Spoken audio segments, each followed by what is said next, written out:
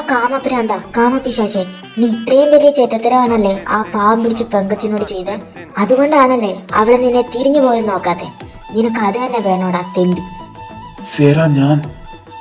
നീ ഒരു തേങ്ങയും പറയണ്ട. എനിക്ക് മനസ്സിലാക്കാൻ പറ്റുന്നുണ്ട് ജിനിയെ. ഒരു ഐ ലവ് യു പോലും പറയാതെ നീ അവളോട്, അതും ആ ഒരു പ്രായത്തിൽ അങ്ങനെയൊക്കെ ചെയ്യാൻ നിനക്ക് എവിടുന്നാടാ ഇത്രയും ധൈര്യം ഉണ്ടായേ? എടി അത് എനിക്ക് തന്നെ അറിയില്ല. I was so confused. അവളെ അത്രയടുത്ത് കണ്ടപ്പോൾ എനിക്ക് കൺട്രോൾ ചെയ്യാൻ പറ്റില്ല. അതുകൊണ്ടാണ് അങ്ങനെയൊക്കെ നടന്നത്. എന്നിട്ട് പിന്നെ എന്താ ഉണ്ടായേ?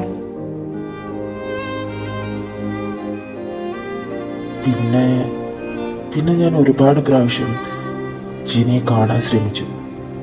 പക്ഷേ അവളെന്നെ കാണാൻ പോലും കൂട്ടാക്കിയില്ല. എന്നെ കാണുന്നത് തന്നെ അവൾക്ക് വെറുപ്പായിരുന്നു, ദേഷ്യമായിരുന്നു. പിന്നെ എൻ്റെ ഉള്ളിലെ കുറ്റബോധം കാരണം എനിക്കവിടെ ഫേസ് ചെയ്യാനൊന്നും കഴിഞ്ഞില്ല.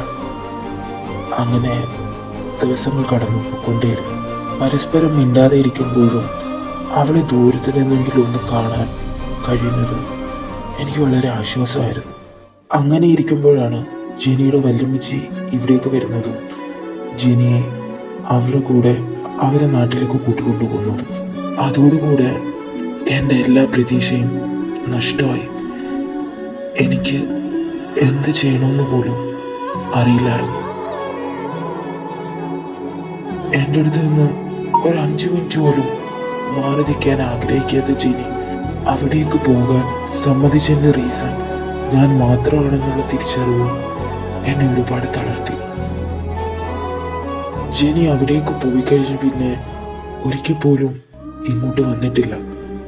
എന്തെങ്കിലും വിശേഷ ദിവസങ്ങളിൽ ആനിയന്റെയും ജെറിയും അവളെ അങ്ങോട്ട് പോയി കാണുന്നത് ആയിരുന്നു പതിവ്. ഇടയ്ക്കൊക്കെ മമ്മയും പപ്പയും വിളിക്കുന്നത് കേൾക്കാം. ഒരിക്കൽ പോലും എന്നോടൊന്ന് സംസാരിക്കണമെന്ന് അവൾക്ക് തോന്നാത്തതിൽ എനിക്ക് ആശ്ചര്യമൊന്നും തോന്നിയില്ല. ഇപ്പോൾ ഇത്രയും വർഷങ്ങൾക്ക് ശേഷം അവളുടെ ഈ തിരിച്ചറിവ് എനിക്ക് ആദ്യം ഒരു ഷോക്ക് തന്നെയായിരുന്നു. ഒന്നും ഇനി പഴയ പോലെ ആകുമെന്ന് എനിക്കറിയില്ല. പക്ഷേ അവൾ ഇവിടെ ഉള്ളപ്പോൾ ഞാൻ എന്തുമാത്രം ഹാപ്പിയാണെന്ന് നിനക്കറിയോ സേറ? അവളില്ലാതെ കടന്നുപോയ ആ വർഷങ്ങൾ, അതിലൊരു നിമിഷം പോലും ഞാൻ എൻ്റെ ജെനിയെ ഓർക്കാതിരുന്നിട്ടില്ല. അവളെന്നോട് മിണ്ടിയില്ലെങ്കിൽ സാരമില്ല, അവളെ എപ്പോഴും കണ്ടുകൊണ്ടിരിക്കാൻ വേണ്ടി തന്നെ ഞാൻ ഹോസ്റ്റലിൽ നിൽക്കാതെ വീട്ടിലേക്ക് തന്നെ തിരിച്ചു വന്നേ. ഇനി വർഷങ്ങൾ എത്രയൊക്കെ തന്നെ കഴിഞ്ഞാലും അവൾക്ക് എന്നോടുള്ള വെറുപ്പിലും ദേഷ്യത്തിലും അതിലൊരു മാറ്റം ഇല്ലെങ്കിലും എനിക്കതൊന്നും ഒരു വിഷയമല്ല സേറ. കാരണം ഞാൻ അവളെ അത്രയധികം സ്നേഹിക്കുന്നുണ്ട്.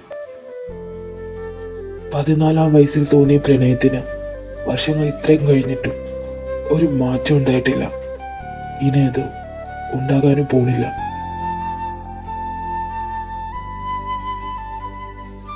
പക്ഷേ ഞാൻ ഒരിക്കലും എൻ്റെ പ്രണയം അവളോട് പറയില്ല. കാരണം ഒരിക്കൽ കൂടി അവളെ നഷ്ടപ്പെടുത്താൻ എനിക്ക് കഴിയില്ല. എനിക്കെൻ്റെ പ്രണയത്തിൽ വിശ്വാസമുണ്ട്. അത് സത്യമാണ്. അവളെൻ്റെ അടുത്തേക്ക് തന്നെ വരും. സപ്പോസ് വന്നില്ലെങ്കിൽ? ഇത്രയും നാൾ അവളുടെ ഓർമ്മകളിൽ ഈ ശിവ ജീവിച്ചില്ലേ, അതുപോലെ ഇനി എനിക്ക് കഴിയും.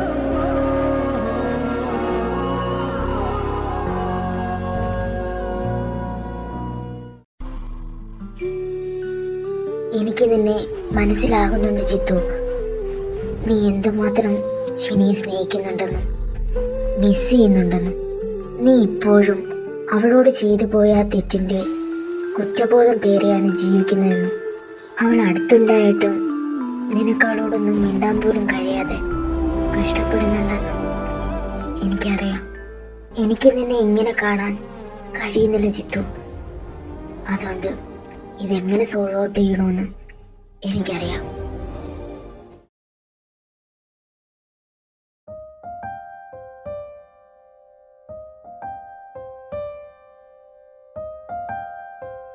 ദേവു, ജിത്തു ഇവിടെ കാണുന്നില്ലല്ലോ. അവൻ ബൈക്കും എടുത്ത് പുറത്തോട്ട് പോകുന്നുണ്ട്. കുറച്ചു നേരമായി. എന്താ? ഏയ് ഒന്നുമില്ല ദേവു, ഞാൻ ചോദിച്ചതേ ഉള്ളൂ. പിന്നെ പറ സേര, ക്ലാസ്സൊക്കെ എങ്ങനെ പോകുന്നു? വളരെ ശോകമാണ് എൻ്റെ ദേവു. എങ്ങനെയൊക്കെയോ അങ്ങ് പോകുന്നു. ശരി, ഫൈനൽ ഇയർ ആണെന്നുള്ള വിചാരമെങ്കിലും ഉണ്ടോ രണ്ടിനും? ദേവു, വെറുതെ എന്തിനാ ഈ മൂഡ് സ്പോയിൽ ചെയ്യുന്നേ? നമുക്ക് വേറെ എന്തൊക്കെയുണ്ട് സംസാരിക്കാൻ?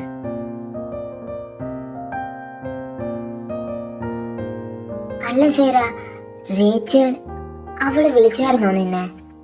എവിടുന്ന്? മമ്മി വിളിച്ചിട്ട് ഒരാഴ്ചയായി. അവസാനമായിട്ട് വിളിച്ചപ്പോ എന്തോ ബിസിനസ് ട്രിപ്പ് ഉണ്ട്, അത് കഴിഞ്ഞു വന്ന് വിളിക്കാം അങ്ങനെ എന്തോ പറഞ്ഞേ. അങ്ങനെയാണ് പതിവ്. എന്താ ദേവു ചോദിച്ചേ? അത് പിന്നെ അവൾ ഈ ആഴ്ച എന്നെ വിളിച്ചിട്ടേ ഇല്ല, അതാ ഞാൻ ചോദിച്ചേ. നിന്റെ മമ്മിയോട് ഞാൻ പറഞ്ഞു മടുത്തു അവിടെയുള്ള ബിസിനസ് ഒക്കെ നിർത്തിയിട്ട് നാട്ടിലുള്ള സ്റ്റാർട്ടപ്പും തുടങ്ങാൻ. എവിടെ കേൾക്കാൻ? അവൾ ഇങ്ങനെ അവിടെ ഒറ്റയ്ക്ക് കിടന്ന് കഷ്ടപ്പെടുന്നത് കണ്ടിട്ട് സഹിക്കണില്ല. ആരോട് പറയാൻ, ആര് കേൾക്കാൻ? ഞാനാണേ ഇതേപ്പറ്റി പറഞ്ഞു മടുത്തു. പുറമേന്ന് നോക്കുമ്പോ എല്ലാവർക്കും തോന്നും ഭർത്താവിന്റെ മരണശേഷം ആ ബിസിനസ് ഏറ്റെടുത്ത് നടത്തുന്നു, അതും വളരെ സ്മൂത്തായി.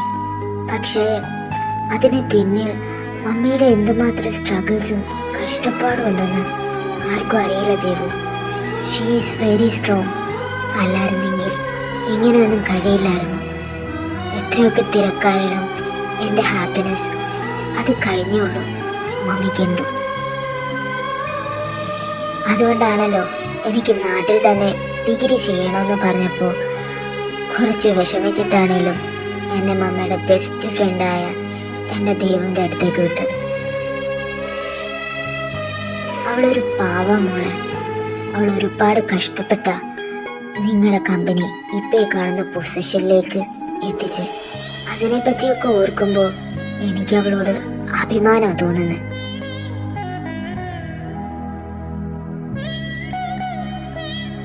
അഭിമാനം തോന്നുന്നത് കുറച്ച് നേരത്തേക്കൊന്ന് മാറ്റി വെച്ചിട്ട് ഇപ്പൊ എനിക്ക് എന്തെങ്കിലും കഴിക്കാൻ തായോ?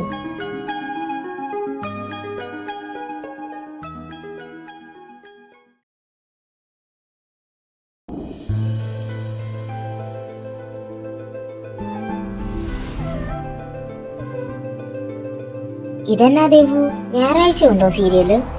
ആ മോളെ, ഞായറാഴ്ചയുണ്ട്. പുല്ല്, ആകെ സൺഡേ ആയിരുന്നു ഇത്തിരി സ്വസ്ഥത കിട്ടുന്നത്. അതിന്റെ കാര്യത്തിൽ തീരുമാനമായി. അതിന് നിന്നെ ഇപ്പൊ അങ്ങോട്ട് ആരെങ്കിലും ക്ഷണിച്ചോ? ആ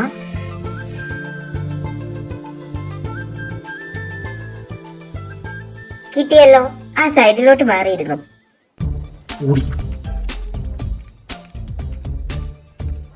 ജിത്തു, എന്താടി?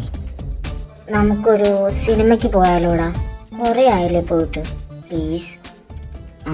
പോകാം. റിയലി? പോകാടി പോത്തെ. അടിപൊളി. ദേവു വരുന്നോ? ദേവു ഞങ്ങളുടെ കൂടെ? ഓ, ഞാനൊന്നും വരുന്നില്ല പിള്ളേരെ. ഈ സീരിയലിന്റെ ബാക്കി എന്താണെന്ന് അറിയാതെ ഞാനിവിടെ എണീക്കില്ല. നിങ്ങൾ പോയേച്ചുമ്പോ. അയ്യോ, അത്ര കഷ്ടപ്പെട്ടിട്ടൊന്നും മമ്മ വരണ്ട കേട്ടോ. ഇവിടെ തന്നെ ഇങ്ങനെ ഇരുന്നു. ഞങ്ങൾ പോയിട്ട് വരാട്ടോ.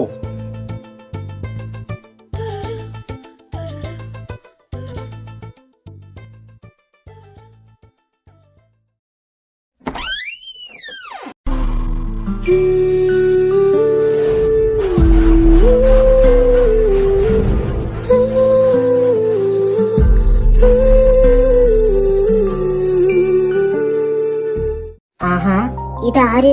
ജെനിമോളോ?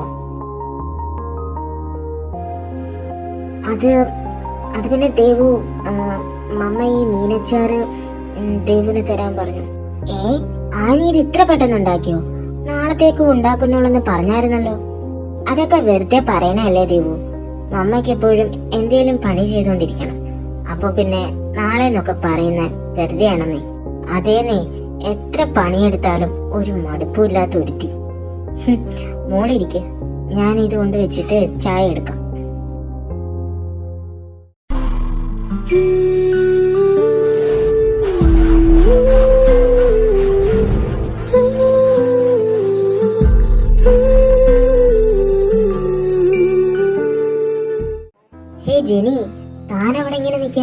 ഇങ്ങോട്ടിരിക്കണോ?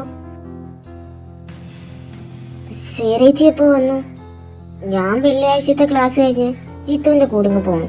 ഞാൻ ഇതുപോലെ ഇടയ്ക്കൊക്കെ ഇവിടെ വന്ന് നിൽക്കാറുണ്ട്.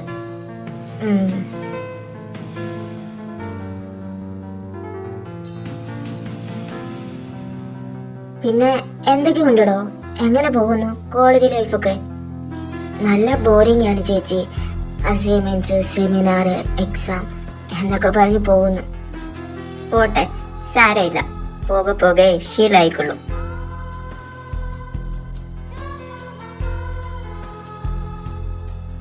പിന്നെ ജിനി, ഞാനും ജിത്തും വൈകിട്ടൊരു സിനിമയ്ക്ക് പോകുന്നുണ്ട്. താനും വായോ ഞങ്ങളുടെ കൂടെ. ഏയ്, ഞാൻ വരുന്നില്ല ചേച്ചി. അതെന്താടോ? ഞങ്ങള് തന്നെ പിടിച്ച് തിന്നത്തൊന്നുമില്ല. ഫൈനൽ ഇയർ ആയതുകൊണ്ട് തന്നെ പ്രോജക്റ്റ്, അസൈൻമെന്റ്, മാങ്ങ തേങ്ങ എന്നൊക്കെ പറഞ്ഞ് ഫുള്ള് കിളിപോയി നടക്കുക. അതുകൊണ്ട് മൈൻഡ് ഒന്ന് റിഫ്രഷ് ആകാൻ ഒരു മൂവിക്ക് പോകാന്ന് വിചാരിച്ചു. തനിക്കും കോളേജും വീടെന്നും പറഞ്ഞ് നല്ല ബോറല്ലോടോ. സോ ഇങ്ങനെ ഒരു റിഫ്രഷ്മെന്റ് എന്തുകൊണ്ടും നല്ലതാ, വന്നേ പറ്റൂ. അത് സേരേച്ചി, താനൊന്നും പറയണ്ട, വന്നേ പറ്റൂ. എന്റെ ജനിമോളെ, നിനക്കും ഇവരെ കൂടെ പോയാൽ എന്താ? വന്നപ്പോ തൊട്ട് ഞാൻ ശ്രദ്ധിക്കുക, പണ്ടത്തെ പോലെ കളിയും ചിരിയും ഒന്നുമില്ല. അതിന്റെ കൂടെ കോളേജ് പോക്ക് കൂടി ആയപ്പോൾ പറയുകയേ വേണ്ട. അതുകൊണ്ട് വീട്ടിൽ ചടഞ്ഞുകൂടിയിരിക്കാതെ ഇവരെ കൂടെ പോകാൻ നോക്ക്. ചെല്ല്. അതെ, അങ്ങനെ അങ്ങോട്ട് പറഞ്ഞു കൊടുക്കുകയും ജനി, താൻ ഞങ്ങളുടെ കൂടെ വന്നേ പറ്റൂ. ഇനി എന്തും മുടക്ക് പറഞ്ഞാലും വേലക്കാകില്ല. അതുകൊണ്ട് വന്നേ പറ്റൂ.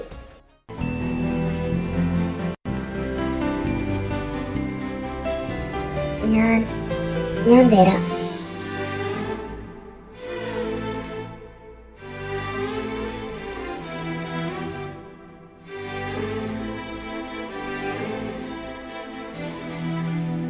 അല്ല പിള്ളേരെ, നിങ്ങൾ മൂന്നുപേരും കൂടി എങ്ങനെ പോകാനാ? എന്തായാലും ബൈക്കിൽ പോക്ക് നടക്കില്ല. ശേ, അങ്ങനൊന്നുണ്ടല്ലേ?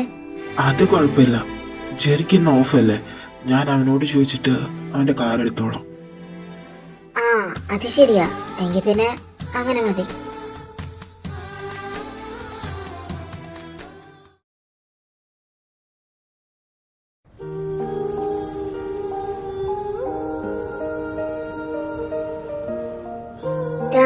കൂലിയുടെ ടിക്കറ്റ് കിട്ടായിരിക്കല്ലേ? പൊട്ട, ഇത് ഏത് ലോകത്താ? എന്താടി നീ എന്താ പറഞ്ഞേ? തേങ്ങ, കൂലി മൂവി ഇല്ലേ, അതിന്റെ ടിക്കറ്റ് കിട്ടുമായിരിക്കുമെന്നാ ഞാൻ ചോദിച്ചത്. ഇതെന്താടാ നിന്റെ വായിൽ ഉണ്ടം പൊരിയോ? വാ തുറന്ന് പറഞ്ഞാൽ എന്താണ് നിനക്ക്? നമ്മൾ മാത്രല്ലേ സിനിമയ്ക്ക് പോകാൻ പ്ലാൻ ചെയ്തേ. അതിനിപ്പോ ജനി കൂടി വന്നാൽ എന്താ? എന്താടാ പൊട്ട, എന്റെ മോന്താണ്ടാ തോന്നുമല്ലോ. നമ്മൾ കപ്പിൾ ഡേറ്റ് പ്ലാൻ ചെയ്ത് അത് ഫ്ലോപ്പായതിന്റെ ഫ്രസ്ട്രേഷൻ ആണെന്ന്. ജനി കൂടെ വരുന്നതില് നിനക്കെന്താ പ്രോബ്ലം? എനിക്കൊരു പ്രോബ്ലം ഇല്ല സേറ, നിനക്ക് എല്ലാം അറിയാം. എന്നിട്ട് നീ ഇങ്ങനെ ബിഹേവ് ചെയ്യുന്നതാണെന്തോ. അതിനിപ്പോ എന്താ ഉണ്ടായി ജിത്തു? നമ്മുടെ കൂടെ മൂവിക്ക് വരുന്നതില് ജനിക്കൊരു പ്രോബ്ലം ഇല്ല, പിന്നെ നിനക്ക് മാത്രം എന്താടാ? പിന്നെ നീ ഇപ്പോഴും പഴയ കാര്യങ്ങൾ ഓർത്ത് ഇങ്ങനെ പെരുമാറുന്നെങ്കിൽ അതിന്റെ ആവശ്യം എന്താ? Jithu, past is past. ഇപ്പോഴും നീ അതിൽ തൂങ്ങിക്കിടക്കാതെ ഇപ്പൊ നിനക്ക് എന്താണോ ചെയ്യാൻ പറ്റുന്നേ അത് ചെയ്യും. എപ്പോഴും ജനിയിൽ നിന്നിങ്ങനെ ദൂരത്ത് നിൽക്കാനാണോ നീ ആഗ്രഹിക്കുന്നേ? അല്ലല്ലോ. അപ്പൊ കഴിഞ്ഞു പോയ എല്ലാം മറന്നേക്ക്. എന്നിട്ട് ഇപ്പൊ ഈ ടൈം നീ എൻജോയ് ചെയ്യാം. എനിക്ക് നമ്മുടെ കൂടെ വരുന്നതിൽ അത്ര വലിയ പ്രോബ്ലം ഉള്ളതായിട്ട് എനിക്ക് തോന്നുന്നില്ല. നീ വെറുതെ ഓരോന്ന് ആലോചിച്ചിങ്ങനെ നെഗറ്റീവ് അടിക്കാതെ. Jithu, everything will be fine. അതിനു വേണ്ടിയിട്ട് നീ കുറച്ച് സമയം കൊടുക്ക്. എനിക്ക് മനസ്സിലാകുന്നുണ്ട്, നമുക്ക് പോകാം. നീ പോയി റെഡി ആകാൻ നോക്ക്. Good boy. അങ്ങനെ വഴിക്ക് വാ, ഞാനെന്നാ പോയി റെഡിയാകട്ടെ.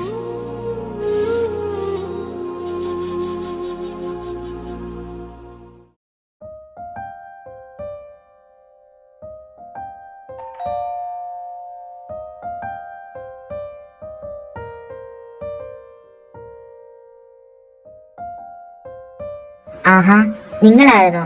വാ, അകത്തേക്ക് വന്നിരിക്കെ. ജെനി റെഡിയാകുന്നേ ഉള്ളൂ. ആന്റി, ജെറി എന്തിയെ? ഞാനിവിടെ ഉണ്ടേ. എന്താടാ?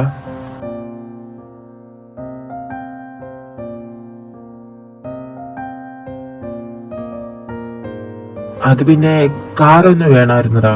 ഞങ്ങൾ മൂന്നുപേരും കൂടി ഒരു മൂവിക്ക് പോവുക. ജെനി പറഞ്ഞിട്ടുണ്ടായിരുന്നു. എവിടാ നിങ്ങൾ പോന്നെ? പാർട്ട മൂവീസ് ഇല്ലേ, അവിടെ. എങ്കിൽ പിന്നെ ഒരു 5 മിനിറ്റ് വെയിറ്റ് ചെയ്യ്, ഞാനും വരുന്നു. Tak tin tin ta ta tak tin tin ta.